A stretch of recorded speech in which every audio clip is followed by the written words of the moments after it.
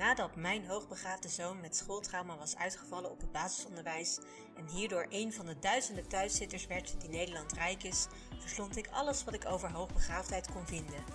Want hoewel hoogbegaafdheid heel veel mooie kanten kent, kunnen onze kinderen het toch soms knap lastig hebben. Uiteindelijk besloten wij als gezin dat wij de kennis en ervaringen die wij hadden opgedaan wilden delen met andere ouders en leerkrachten, zodat de reis voor hen iets makkelijker zou worden. We doen dit via het boek Een Intense Reis, maar ook via deze podcast, waarin deskundigen op het gebied van begaafdheid hun kennis delen, want samen komen we verder. Dit is Een Intense Reis, de podcast, en mijn naam is Marije Hoefland. Hi everyone, I'm so glad that everyone is listening to this podcast again today. I met today's guest at the ECHA conference in The Hague last year, where we had a conversation about narcissism, which was truly relevant to me at the time. It was a great conversation, and it may also be a great subject for a future podcast, but today we will stay a little bit closer to home and pick a subject that was very relevant to our journey as a family, and I know to the journeys of a lot of you people listening. Today we will talk about misdiagnosis of gifted children, and I'm thrilled to be able to talk about this with my wonderful guest. Today's guest is Dr. Paul Beljan. Paul is the past president of the American Board of Pediatric Neuropsychology. He also holds child and adult diplomatic qualifications with the American Board of Pediatric Neuropsychology and the American Board of Professional Neuropsychology. Dr. Beljan completed 2 postdoctoral fellowship programs in pediatric psychology and pediatric neuropsychology. His professional focus is on gifted intelligence, alcohol and drugs-related neurodevelopmental deficit, learning disorders, traumatic brain injury, and executive function deficit intervention. He is a nationally retained forensic neuropsychology expert, has lectured internationally, and completed a postdoctoral master's degree in psychopharmacology coursework. He is also one of the co-authors of the award-winning book Misdiagnosis and Dual Diagnosis in Gifted Children and Adults. Hi, Paul. Thank you so much for being here today. I'm happy to be here. Thank you for having me. Paul, the first time that I came across your name was actually when we were still struggling a lot as a family. And our son had just started primary school, and he was actually really having a lot of tantrums, and he was acting like a clown a lot of the time. And basically we noticed that the adventurous boy that he was or used to be was just not being himself anymore once school started. And we as parents, we were asking for more fitting schoolwork, but the people within the school system, they really thought that it was not just him being gifted and not fitting in with the school system, but they were pressing us to have him tested for ADHD and autism as well. And at that time,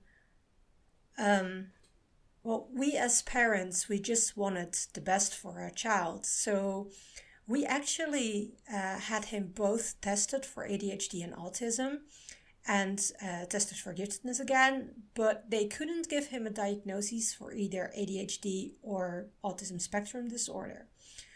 But they basically said, we're going to give him therapy for autism and we're going to give him medication for ADHD. And when that doesn't work, then he probably doesn't have it. And it's, I see you shaking your head right now. And frankly, so am I. But they said this might just do the trick and it might work. And, now we know that that has been such a wrong decision on our part to go along with that. Because once we made that decision, his behavior got worse and worse. And basically, he was getting into a depression, having very low self-esteem. And he really thought, if nothing is helping me and all of these people are trying to fix me, then there must be something wrong with me. And That's when we came across your book, the book that you co-authored called Misdiagnoses and Dual Diagnoses in Gifted Children and Adults. And this book was actually a lifesaver to us because it really opened my eyes. And when I was reading this, I was like, oh, well, there could be a whole other story to this. Why is it so common that gifted children tend to get those misdiagnoses at school or within the healthcare system? I think there's several reasons for that. One is the psychological and medical community are not getting training in it. I teach medical students and residents, and when I would bring up gifted, they're like, well, does that keep anybody alive? I'm like, well, not necessarily. Well, I don't want to hear about it then. So they didn't want to hear about it. Yeah. And unfortunately, those are usually the first line people that a family is going to see is the family physician, the pediatrician, or a psychiatrist. And Exactly. if they're not versed in it, then they're not looking for it. And they're going to look for other things and reach kind of a self-confirmatory diagnosis. Well, he has A, B, C, D. That's what my diagnostic book says is ADHD. He must have that. The unfortunate thing then that would happen is, well, let's try a stimulant medication. I don't have any problem with the medications if they're used appropriately, but it's going to make anybody focus and slow down and, inhibit. And so again, you get self-confirmatory bias. Another reason is the checklists that are used to diagnose. There is no checklist, the ones I'm talking about, the child does this, sometimes, always, never, that sort of thing. And you endorse and it comes out with a profile. Yeah, we actually had two of those checklists, one to fill out for the home situation and one that they should fill out in school. And basically they said, in the home situation, there's no reason to believe he's either autistic or he's got ADHD. But in the school system, we see that there's reason to believe that. Well, I'll address that in a second because that's an interesting point. But the problem with the checklist is there's no checklist that says, is this child brilliant? And therefore, any behaviors that are neurotypical for a gifted child that look atypical for a non-gifted child are going to, on a checklist, make the child look pathological. Now, if I was your clinician and I gave you that checklist and yours came out that your child is within normal limits, but the school was really high, well, then I'm immediately going to look at what's going on at school, because if you have autism or ADHD, it's going to express itself across environments. And I hate to, throw my profession under the bus, but a lot of people just don't think carefully about things. They're what's called very statistico-centric. Yes. I wrote a book with Dr. Koziol on neuropsychological assessment, interpreting data. And if you only rely on your statistics and you're not thinking, you miss stuff. My guess is that your son was probably misplaced. And that, I don't know about in Holland, but in America, Dr. Webb, who passed, and he wrote the Misdiagnosis book with us, he used to say that American schools teach to mediocrity, to about a 92 IQ, about a 30 percentile. Well, so even if you're not gifted, you're a 128 IQ. You're gifted in relationship to where they're teaching. So my adage that I've always said is, if you're 6 years old and gifted in school, if you're bored, it doesn't matter how smart you are, you're going to act like a bored 6-year-old. And then all those behaviors are going to get pathologized, into various kinds of diagnoses. Yeah, it's the same here. The school system is basically created for an IQ between 85 and 115. And basically, if you don't fit into this category, the school system doesn't really meet your needs. Well, the other issue too here is, I don't know about there, but here is we have a thing called a Other Health Impaired 504 plan, okay? It's an educational plan that will give accommodations to kids who have a health impairment like ADHD, autism. So it's not a learning disorder thing. It's a other health impairment. Well, gifted falls under that. And the federal law says, well, if they're gifted, they get gifted services. But a lot of the schools say, yeah, but we don't start that till second grade. So one of the problems that happens then is, I'm not sure where to look, at you or at the camera. It doesn't matter. But one of the problems then is, well, if my gifted child now has pre-K, kindergarten, first grade under his belt where he's had a terrible time, he hates school, he's depressed, he's acting out. Well, by second grade, they're not looking at gifted. They're going to say, well, that's a child with an emotional disturbance. Let's put him in the emotional disturbance class. And now we've really missed the boat. Yeah, that's the same here in the Netherlands, because they say they have to give like fitting education, which basically means that no matter what the issue, quote unquote, is with your child, they have to make sure that within the regular system they provide adequate education. But basically what they do is they look at autism or ADHD or people with learning disabilities and stuff like that, and they provide fitting education, or at least they try to. But the thing with giftedness is they don't know enough about it, because we don't educate our teachers to provide, good education for those children. So they don't have the knowledge. And they basically assume that if you're gifted, you'll be fine. So all the attention that they have goes towards the other children. And that's one of the biggest myths about gifted. You're smart enough to solve your own problems. You'll be fine. And it is so not true. They're a child. And the child doesn't know, oh, I'm really smart. That's why I feel things this way. That's why I'm not interested in what most of the kids are interested in. That's why they're not interested in the thing I'm interested in, which is obscure or something like that. And so again, it's a setup for failure. Here we call it free and appropriate education, FAPE. So every country has their own terminology. And in terms of what you said there, the first diagnosis you ripped off was autism. And the problem with that diagnosis is they have so lowered the bar on what autism is that, as Dr. Webb would say, you, me, and my Aunt Fanny have it,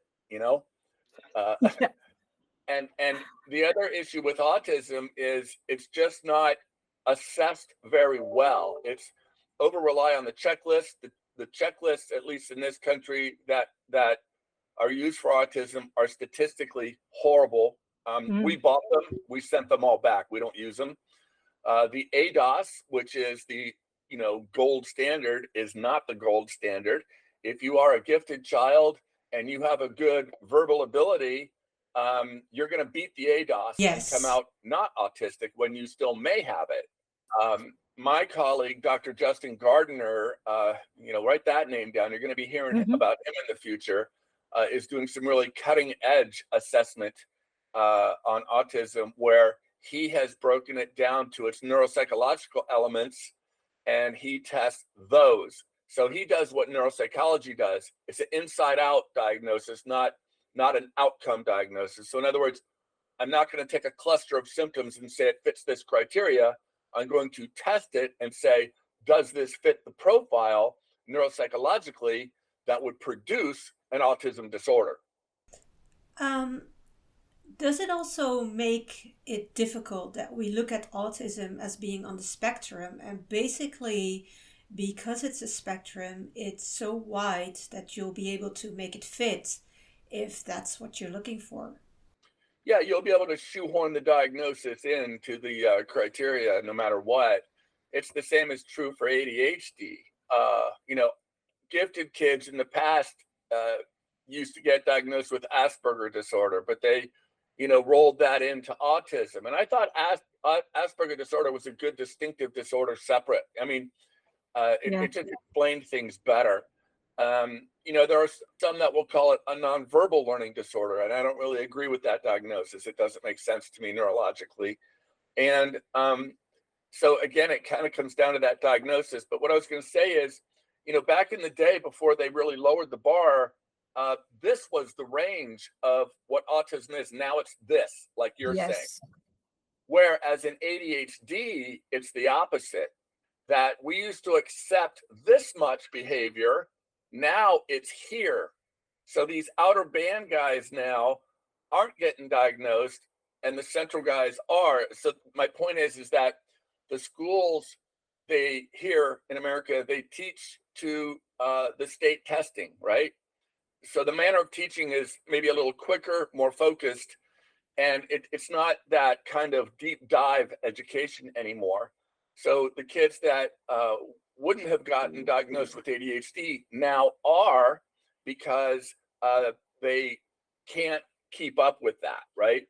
So, well, Yeah. it must be ADHD. It couldn't be the way that we're teaching. Exactly. Well, that I think is a really interesting remark, the one that you're making there. Um, we tend to look at what's quote unquote wrong with the child, but to my opinion, we don't take a look at the environment that a child is in enough. And my guess is that's exactly what happened to your child. I mean, without Yeah. sharing too much personal information, how old is your son now? He's 12 now. And did he finally get into some gifted programming? No, because actually the problem that you were referring to before, that's exactly what happened.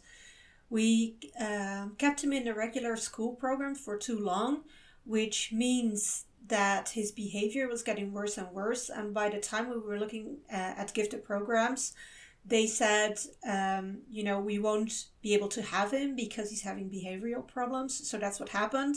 So basically, he didn't have any education and he stayed at home for 2 years. And I was homeschooling him, which you're not allowed to do in the Netherlands, but I did it anyway. I didn't know that. Yeah, we're not allowed to homeschool, but we did it anyway. And after 2 years, he went back to school, but not to primary school, but to secondary school. And he's in the second grade of secondary school. And he's actually in school, in a school that's got more knowledge about giftedness. So he's doing better. But we do see that it damaged him a lot, the education in the past.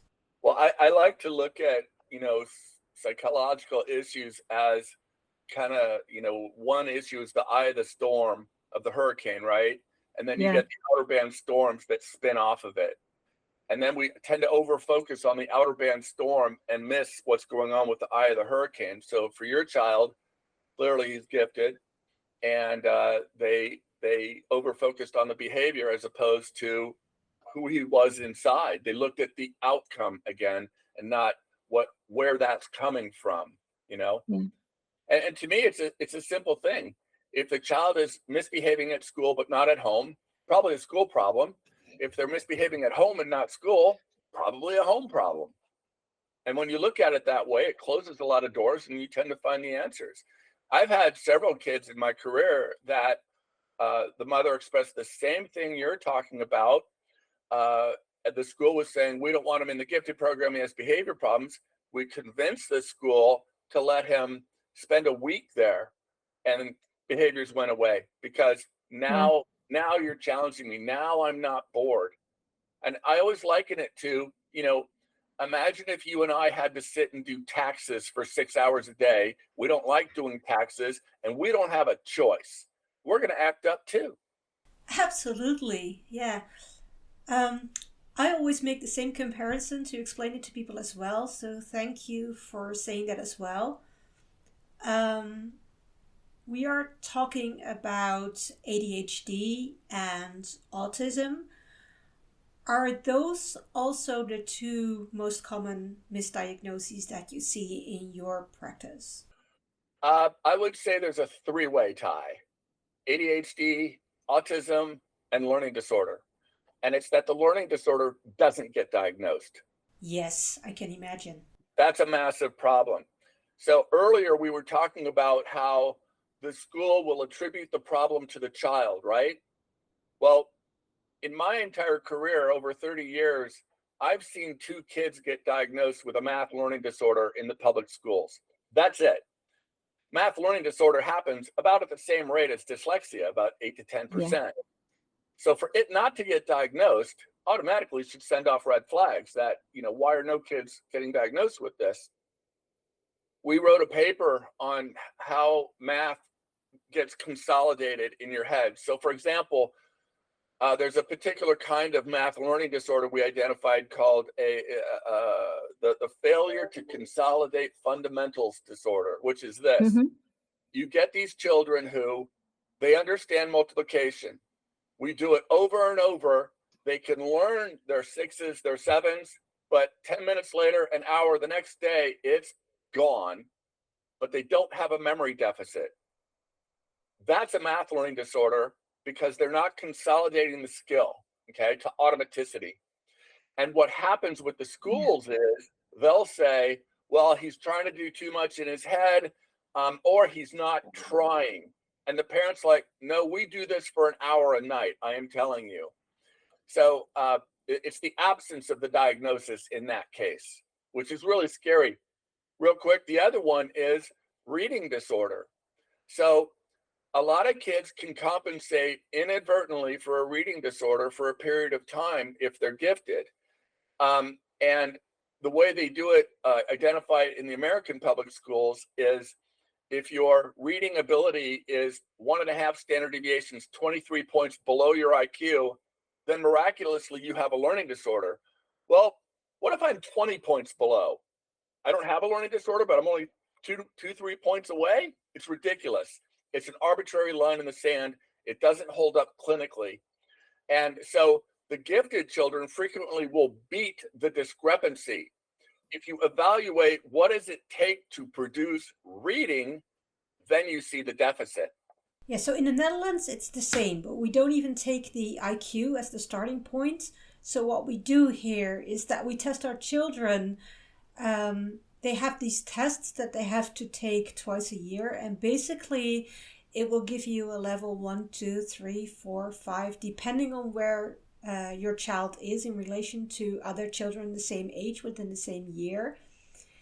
And basically you will only get help for dyslexia or dyscalculia when you're scoring far below average. We get the same problem here because the second part of so they can diagnose it based on the discrepancy between the IQ and the achievement, but they can also diagnose it if you're 2 grade levels below grade placement.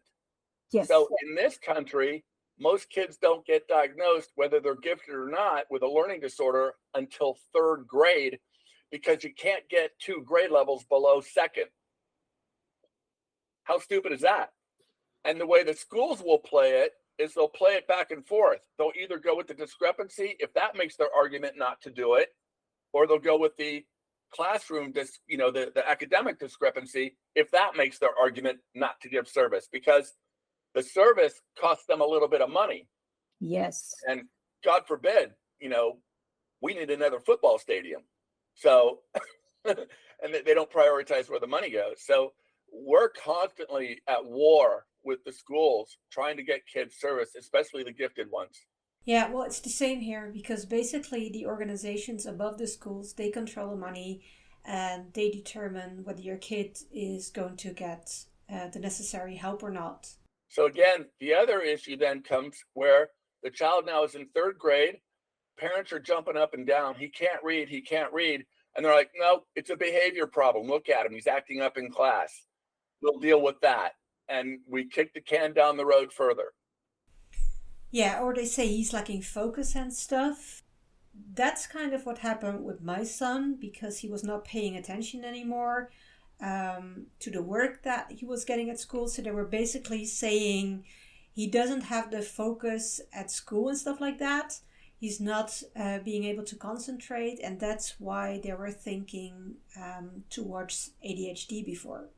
But they did a checklist assessment of it. They didn't do a neuropsychological assessment of it, right? Well, actually for ADHD, they did both. So they did, I'm not sure whether that's neurological, but let me tell you about the test that they did at first. Yeah. Well, they basically first did a checklist for school and a checklist for us at home. And then they did this test where they would place a little ball on his forehead. And they were filming him and he had to play a game on the computer. And based on that, they would determine how his impulse control was, how his concentration was, and stuff like that. And also how he's moving, so his psychomotor. And they would actually find out that, yes, he was moving a lot. So he was really intense in that way. And, his focus was also an issue. He was not really concentrating a lot at the easy game. But they also found out that this impulse control was far better than the average for his age. So they said, that's weird. He doesn't meet all the criteria for the test, but we're going to try the medication anyway to see whether that helps. Let me talk about that, then I'll talk about the testing. First of all, diagnosing based on the medication working is unethical, okay? Because like I said, if I give a stimulant, an ADHD medication to almost anybody, it's gonna make them focus more. It is not a rule out, okay? Let's think about it another way. Let's say your doctor thinks you might have diabetes. So instead of drawing your blood and analyzing it, they just give you a big shot of insulin. And if you don't go into a coma, maybe you have it. You see what I mean? Now, the diagnostic of the ball on the head, I always make a joke here about certain ways of diagnosing. That one is like looking at the Grand Canyon through a straw, because the thing is there's so much else about ADHD beyond just inhibition and attention and motor movement. You're not even touching the executive functioning. Now, the other issue that you picked up on, and you're correct, is this. ADHD essentially is attention and inhibition, right? That's where the stimulant works. If you don't have impulsivity, but you're not paying attention well, we got to look for a different reason why you're not paying attention. And that could be the boredom thing. You're not going to have one without the other, basically, okay? If you're impulsive, it almost by definition means you're not paying attention. So the other part of the diagnosis is executive functioning. And executive functioning is kind of like how you do what you do, right? Your problem solving, your ability to cognitively shift, how nimble you are, that sort of thing. And that has to be deeply looked at as well. But if the child passed the impulsivity and they're like, gee, what's wrong with that? That's ludicrous. That means he probably doesn't have the problem. We should look for another answer. But again, we're always looking to kind of pin it on the kid, because otherwise the environment has to change. Exactly.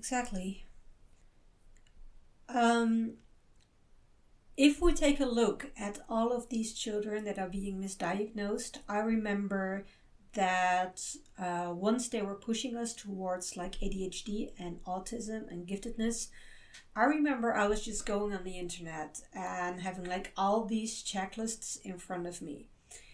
And basically during the examination, the question I asked was, I can see all those lists, and of course I do recognize some things on these lists, but I also see that there's a lot of overlap.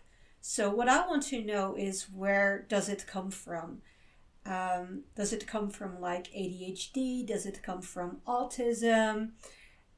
Because I want to support my child in the best possible way that I can. So if it is like ADHD or autism, I want to know. And if it's giftedness, I want to make sure that he gets whatever he needs as well.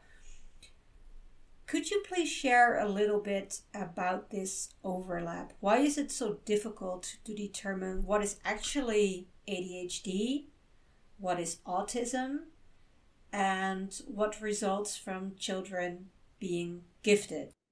Well, one, like we talked about before, a lot of people don't even get a course in giftedness, who are working with your child, so they're ignorant to it.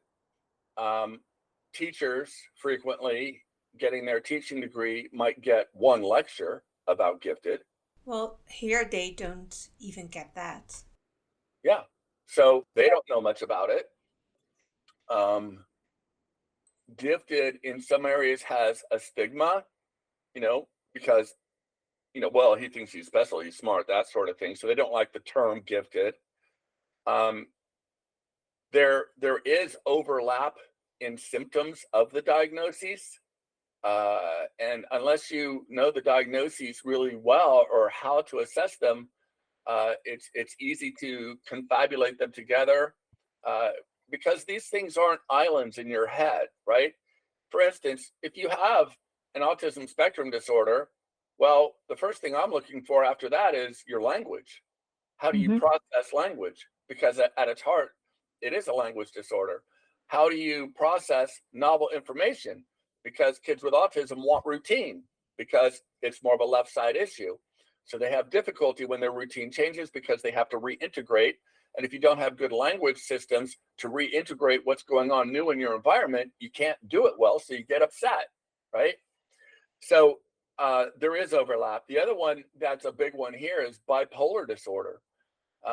For a time, Yes. it was kind of the diagnosis du jour, and everybody and their mother was getting diagnosed with it and put on tons of medication for it. And again, you get the medication self-confirmatory bias. The child was acting out.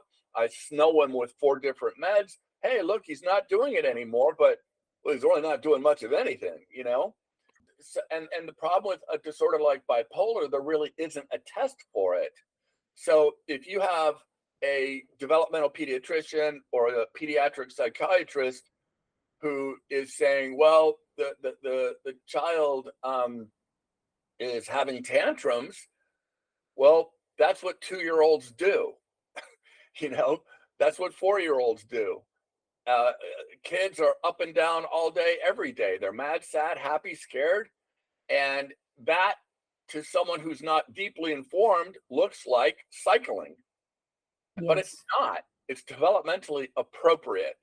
So if you don't deeply know development, uh, the medical issues that can cause psychological problems, that sort of thing, then you're incompetent. I'll give you a good example. In nursing homes, it's easy to misdiagnose a bladder infection with psychosis, because a bladder infection in an older person can cause psychiatric kinds of expression. You take care of the bladder disorder and they get better. But instead, if I just keep doing medication, and I don't ever look at the bladder issue, then I'm just chasing medications and they're getting more and more secondary symptoms from the medication. Exactly. So this is basically a two-way street. We look at the symptoms too much and we don't take into account the environment and what the impact is of that environment. And that basically results in too many incorrect diagnoses, correct? And yes, and we don't spend the time on the one-on-one assessment, because that's expensive. It's not cheap doing that. But my thing on that was always, if you spend that money up front and do a good analysis, you save money in the back end. Because Yes. now we're not making a mistake and trying to fix a behavior that isn't there, or an origin that isn't there. And oh, now we got to fix this because this intervention caused that problem, that sort of thing. Whereas if I just spent a few bucks up front, I did an IQ test, I did a bunch of executive functioning and attention, learning and memory, sensory motor, visual spatial, language, academics, and cover everything, now I can parse out what the issue is. Yeah, and is it then also a good idea to do that early in life or a little later? And the reason why I'm asking you this is you said that some things, if we look at it from a developmental point of view, it's fitting for the age of a child. But the thing is, if we don't take into account the environments, like with my child, when he was at the age of 6, he already had like 2 years of being into the school system, which didn't meet his needs. So he was having those tantrums at school as well. And basically those were getting worse and worse to the point that he was actually diagnosed with trauma. And basically that was caused by the school system. What does trauma look like? Hyper arousal, lower trigger, right? So Yes. that kind of behavior also looks very ADHD. It looks very bipolar, that sort of thing. Exactly. That's what I was talking about when you were talking about bipolar disorder. And like again, there is this overlap, and that is something I don't think we take into account enough. Is that we're looking at ADHD, we're looking at autism, we're looking at giftedness, we're looking at bipolar disorder, we're even looking at executive functioning and stuff like that, but we don't take into account that, or well, most people don't take into account that if a child has been traumatized, then that makes things even more difficult. All bets are off. Yeah. You brought up a key word is, testing younger, the keeping development in mind. Well, the Diagnostic Statistical Manual and ICD-10, technically, you're not supposed to even diagnose ADHD till 7 years old. Well, why is that? Because little kids don't have good frontal lobes. That's normal. So you test only almost any little 4 or 5-year-old, they're going to look pretty ADHD. They're bouncy, they can't focus, they lose interest really fast, they're impulsive, they grab at things, and they're silly, and they're playing with the test equipment, right? Because they don't get the gravity of it, all right? So again, if I don't understand that deeply about a very young child, I could easily make a mistake. So I always say that testing younger children, below 6, you are testing a dynamically moving target. Think about it this way. The difference between a 5-year-old or a 4-year-old and a 5-year-old is massive versus the difference between a 19-year-old and a 20-year-old.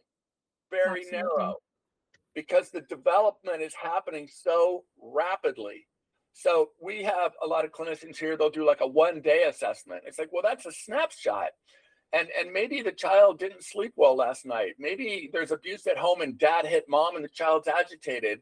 Maybe they had a sugary breakfast and they're super bouncy. Maybe they have a gluten insensitivity and that hasn't been identified and they're bouncy and distractible. So with your child and the ping pong ball on his forehead or whatever, what if he's sugar sensitive and he had a sugary breakfast or something like that, which a lot of people do, cereal, jam, stuff like that, and he's a little bouncy responding to the sugar. Well, and if I test him in that state, yeah, that looks pretty ADHD. So the younger they are, I think the easier they are to misdiagnose. The older they are, at least I can do a really great interview with parent and track backwards, where did the behavior start, and start to really use some logic on these kinds of things. For example, your child probably could have easily gotten diagnosed with an oppositional defiant disorder. Well, he doesn't absolutely. doesn't want to do the work, right? But again, that's a disorder that, one, is going to manifest in all environments. It's not going to localize to one. And two, it's more of a made disorder, meaning that it comes from an inconsistent household, a household that has harsh punishment, a household where there's fighting and different things going on. You're not born that way. So you have to look at it. It's not just testing the child. Part of the testing is when we do a diagnostic interview, we talk about everything from in utero to right now, because everything means something. I'll give you a good example, if it's all right. Yeah, absolutely. We ask, when the child crawled, did they crawl on their hands and knees? Or did they scoot and drag, or did they do a combat crawl? But did they get up on their hands and knees? And it's a really important question, because the ones that 99.9% of the population crawls on their hands and knees. So the outliers who don't do it, well, what does that mean? Your body goes through getting rid of infantile reflexes so mature reflexes can come on board. One of the reflexes that occurs when you crawl is your head is up and you are moving your body while your head is up, like a basketball player. They're bouncing the ball and they're not looking at the ball, they're looking at the field, right? Crawling facilitates that separation between head and body. So when we get these clumsy kids and kids that have some executive deficits, a lot of the times they were the scooters and draggers. because they never separated that reflex. It's interesting. I mean, just a simple thing like that tells you a lot of other things to look for. Yeah, but again, I hear, because I recognize this, and I also hear from a lot of other parents who are saying, my child, he just didn't crawl. He just immediately went from like scooping to walking and stuff like that, and he just didn't crawl properly. But I also hear from a lot of parents of gifted children that their children didn't crawl at all. So again, could this also point to a lot of different issues? And when they say that, I question them in detail, and I find out the child did crawl. Maybe they worked through it faster, or maybe the parents were holding them up more and doing things like this with them. But there was something that was facilitating the reflex to shift, right? So again, it goes back to asking the right questions. I always tell my students, when you do an interview and you tell me about that patient, I want to be able to see the movie. And if there's frames missing, that's a question you didn't ask. See the movie in my head.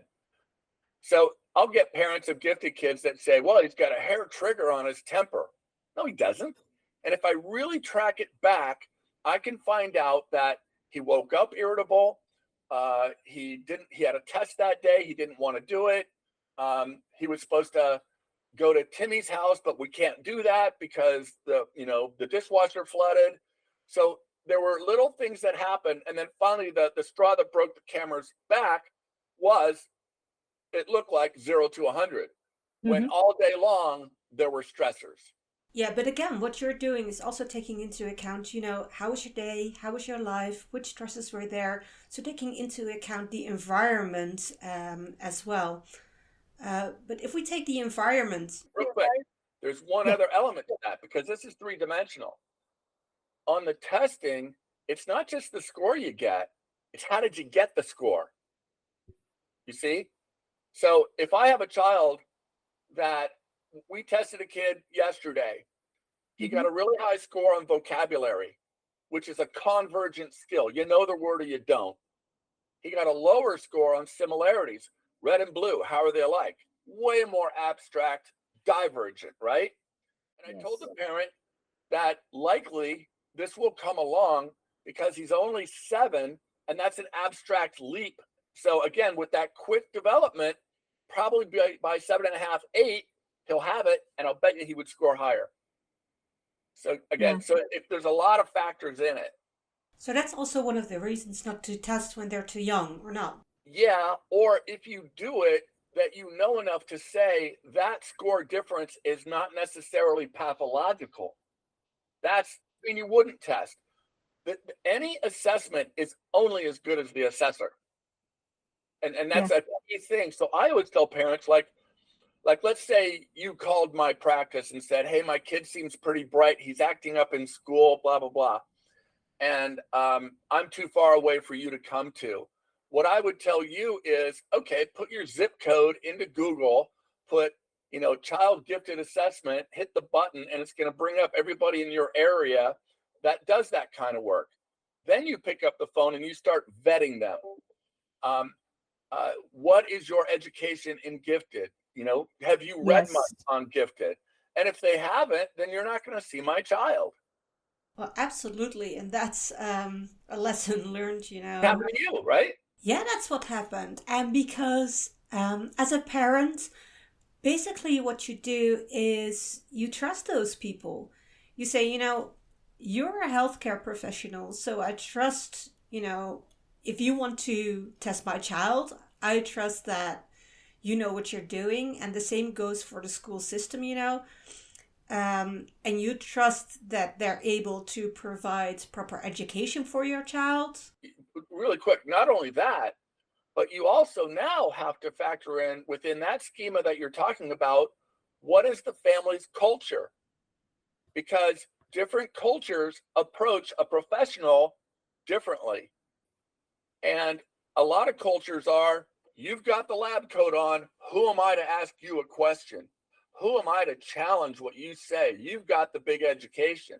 And so they don't ask and they don't share extra information. So again, if that clinician isn't culturally sensitive, they miss information. Absolutely, yeah. That's a really good point that you're bringing up there, like from a cultural point of view. But I think also from an age point of view, because when I was talking about this to my mom, for example, she would say, you should trust the doctor. So even if even from a generational point of view, it's totally different. When I'm talking to my parents and asking them for their opinion, they say, the doctor says this. What do you think about that? Looking at your grandson, or my own opinion as a mom would also be like totally different. So yeah, you're absolutely right. I've made a joke for years that in pediatric medicine education, they must take a course in how many different ways can I say they'll grow out of this. And because you hear so many parents say, I was told he'd grow out of this. And it's like, no, that's a big problem right there. They shouldn't have said that. If your kid isn't talking by 3, that's a problem. If they still have a lisp at 7, that's a problem. It's not going to grow out of it necessarily. Yeah, just because they got MD or PhD or PsyD behind their name doesn't mean they know everything. Buyer beware. Yeah. Just to go back to something that we were talking about before, and that is when trauma comes into the mix, you said that that's a whole different story, because then it's even more difficult to know and to basically to get a diagnosis and to see, what is normal behavior for your gifted child. If a child comes into your office and you realize that there's trauma-related behavior going on as well, how do you deal with that, when you want to look at these issues? Great question. And it's a giant step backwards. That child would have never gotten in front of me, because I'm going to do my diagnostic interview with the parent, and I'm going to find out in that interview if there's been trauma. And let's say it was you, and you and your husband are telling me about your child's experience in school, and that he's upset, he's having a hard time, he's being awfulized for his behavior, blamed for the behavior, but at home he's a rock star. Well, to me, that's going to set off triggers that he's getting little t traumas that can have a cumulative effect. So depending on the level of the trauma that I can identify through the diagnostic interview, I might not even test the child and say, look, you need to see this psychotherapist for a while, because if I test the child in their trauma state, I'm going to get a false positive diagnosis that might not be accurate, because they can't pay attention. They're hyper aroused, they don't trust being alone with an adult in an authority position, and they're going to act out. So again, you can see, I could easily say, well, that's autism, or that's ADHD, that's bipolar, it's oppositional defiant disorder, right? When really it's trauma. So, but, not everybody who gets the high degrees have the right kind of ethics or logic, and will say, well, I'll just test them anyhow. I got a payment on my BMW. And they're overly focused on making money, as opposed to saying, you know what, I don't need to make money on this. I know what's going to happen. Go do this, come back and see me later.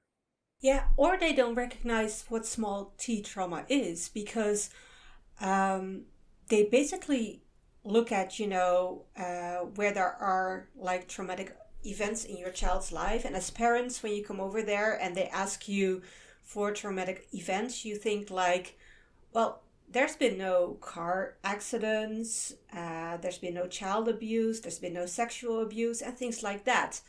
So the big T trauma, and they won't ask any further, like the way he's been treated at school, has he been bullied, he's not being seen, and things like that, can also cause trauma. And I know that now, but when they were asking me about trauma, I was like, no.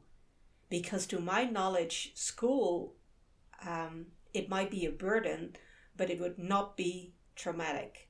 And how wrong I was. You just said something really interesting that goes back to what I was talking about good questioning.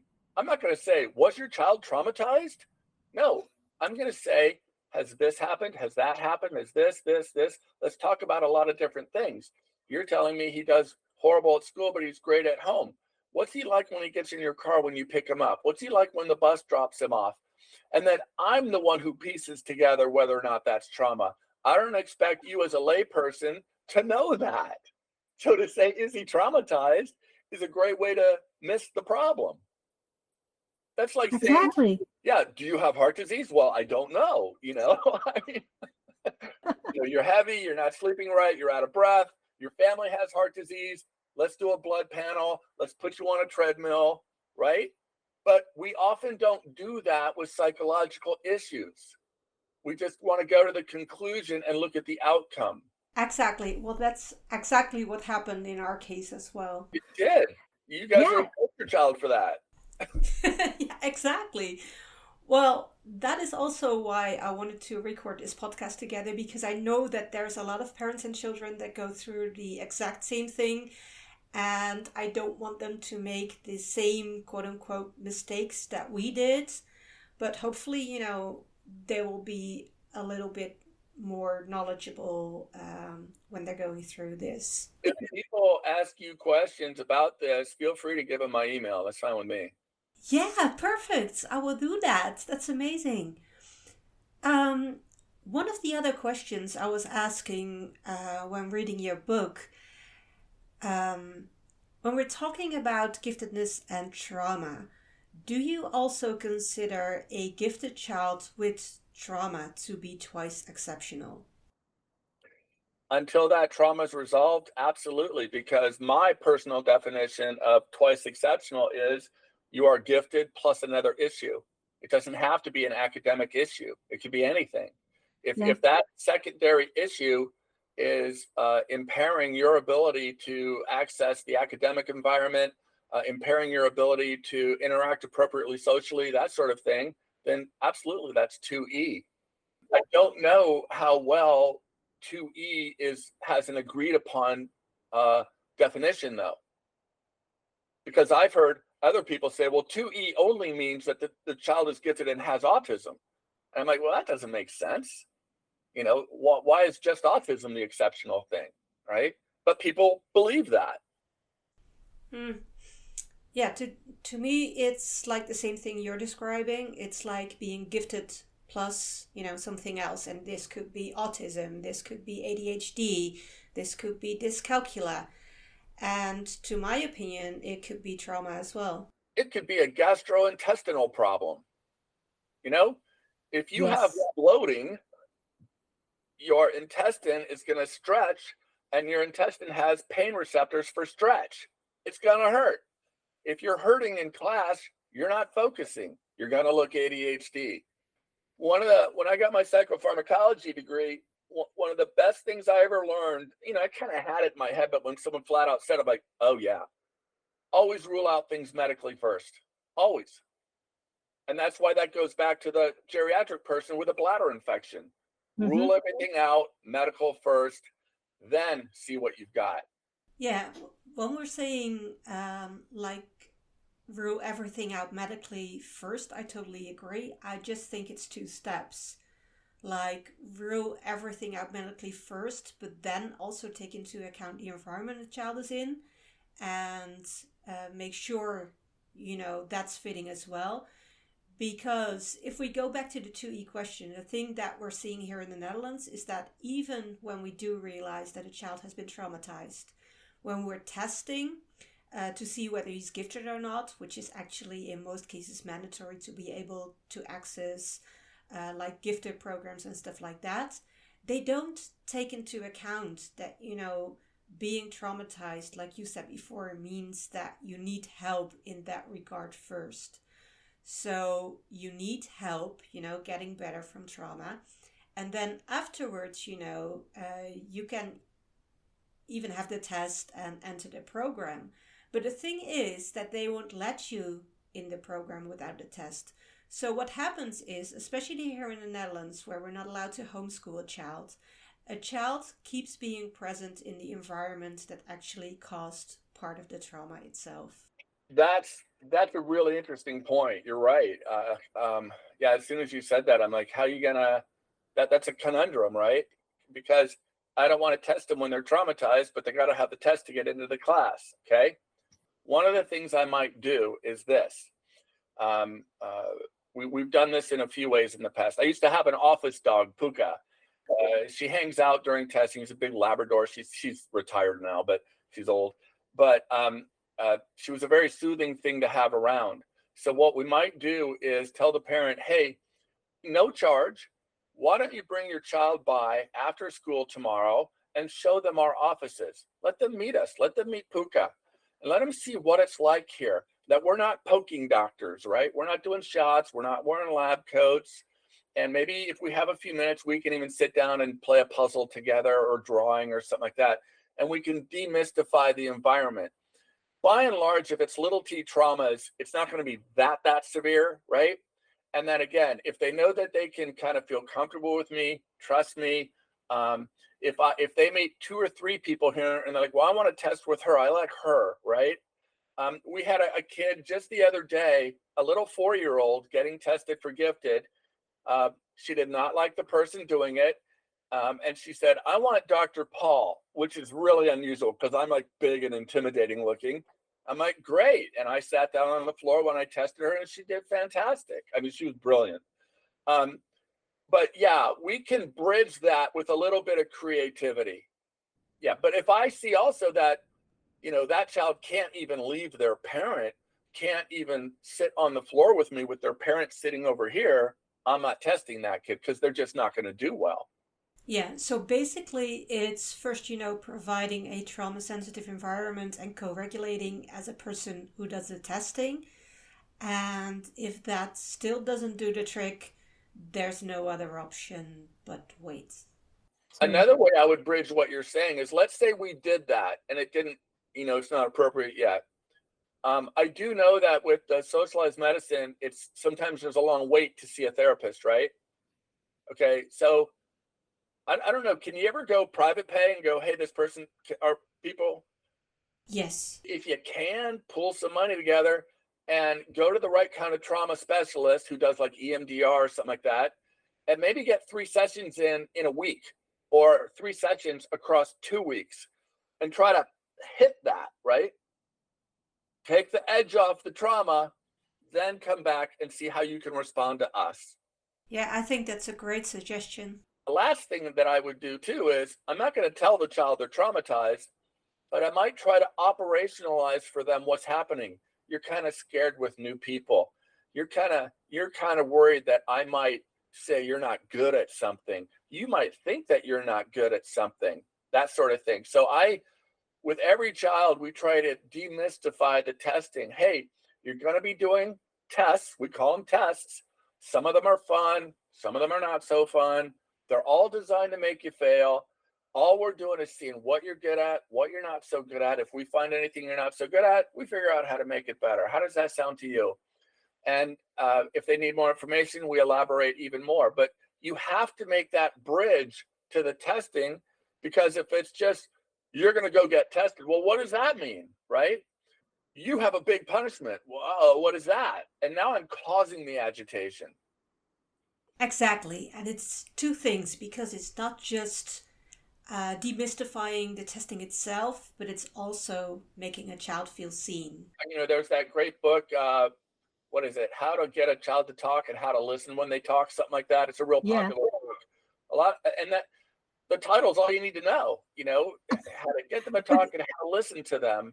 Because a lot of times, they don't have the elaborate feeling words. Well, I have a nuanced depression and a possible learning disorder.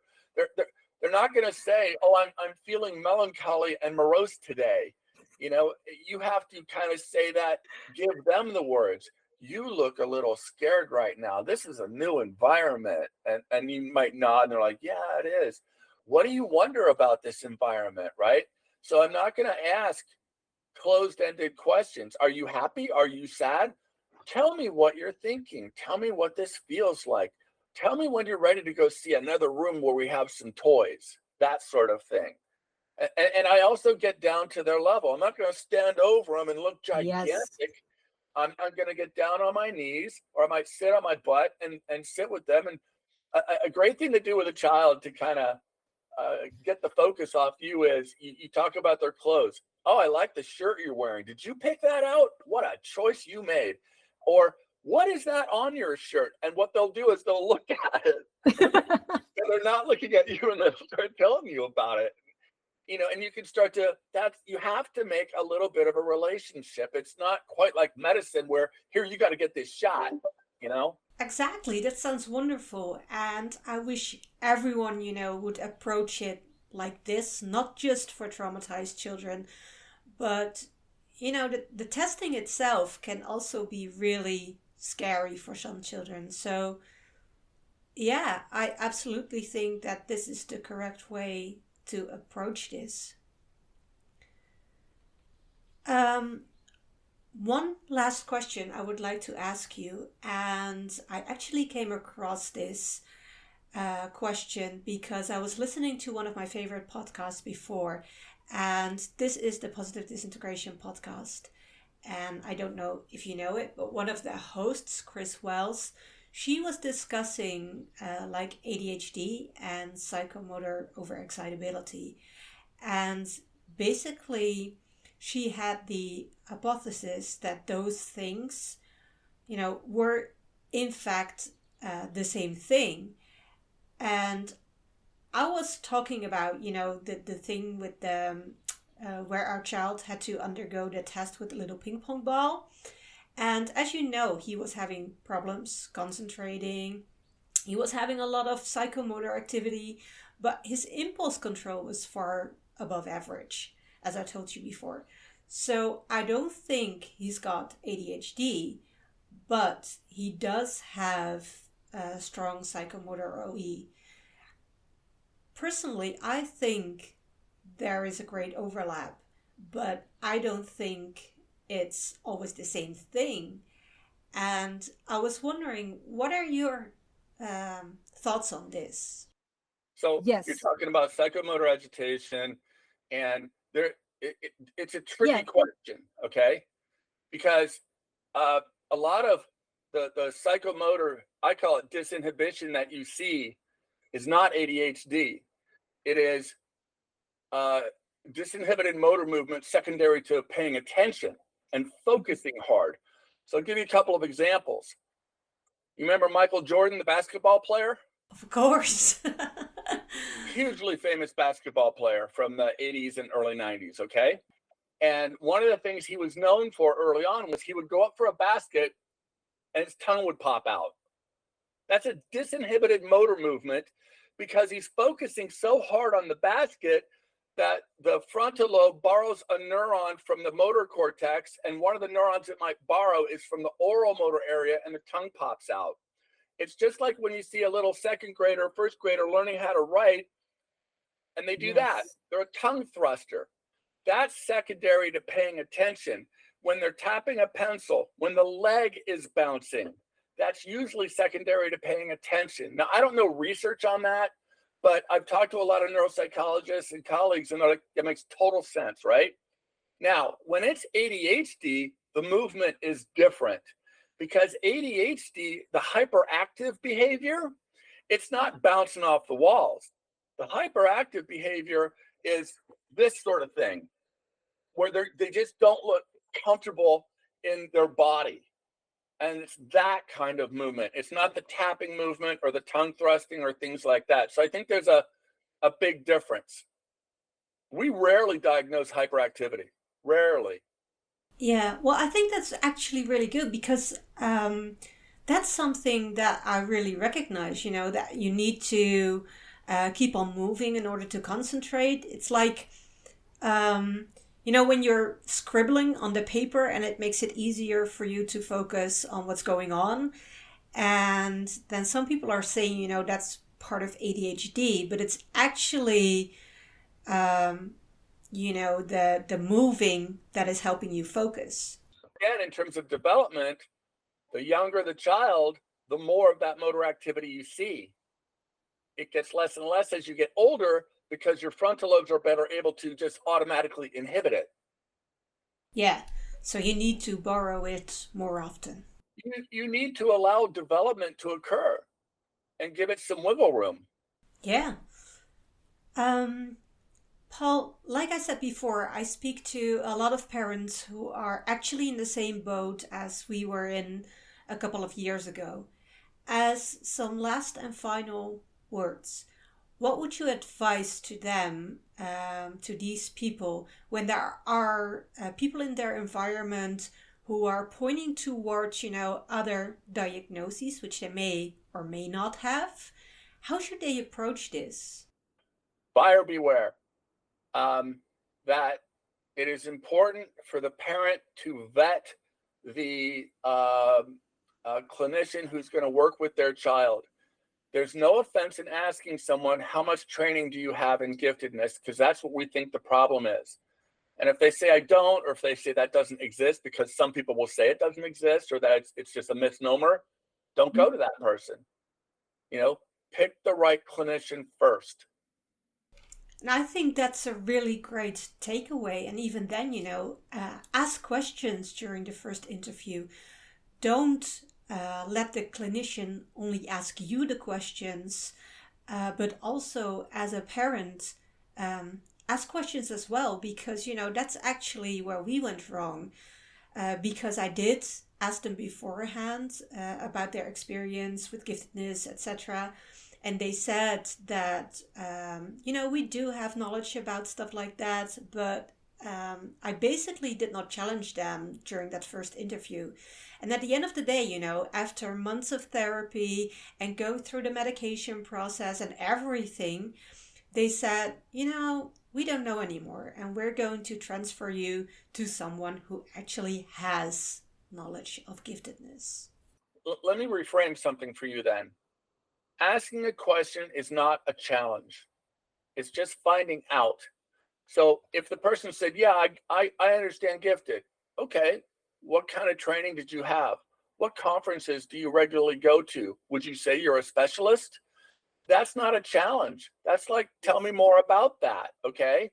Now, if they get defensive, then they're tipping their hand that maybe they're not an expert. If a parent asks me those questions, I'll list off everything I've done. Here's what I do. Here's my book. Here's my reputation, And I'm happy when they ask me that. Great. I want you to vet me because I know what I'm talking about. So they should not be offended by that if, gentle questioning. Yeah, that's amazing.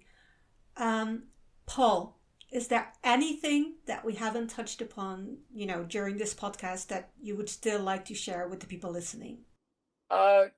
Not really, but there are other topics that I'd be happy to come back for, like more detail on what ADHD is and how it looks in gifted, more detail on asynchronous development and what that looks like and how easy it is to misdiagnose based on that.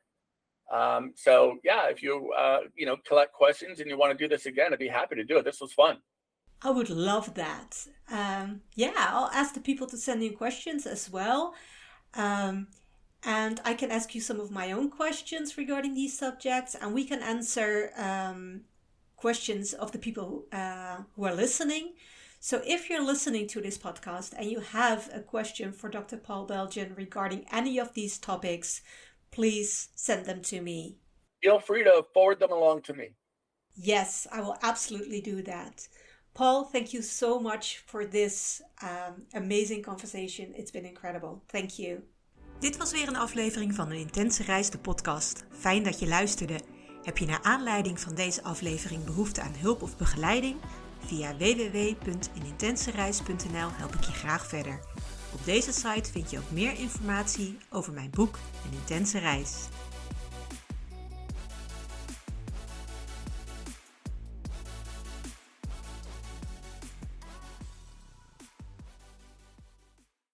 Luister je graag naar deze podcast? Laat de maker weten dat je waardeert wat hij of zij doet en geef een digitale fooi. Dat kan zonder abonnement, snel en simpel via fooiepot.com. Fooiepot met een d.com.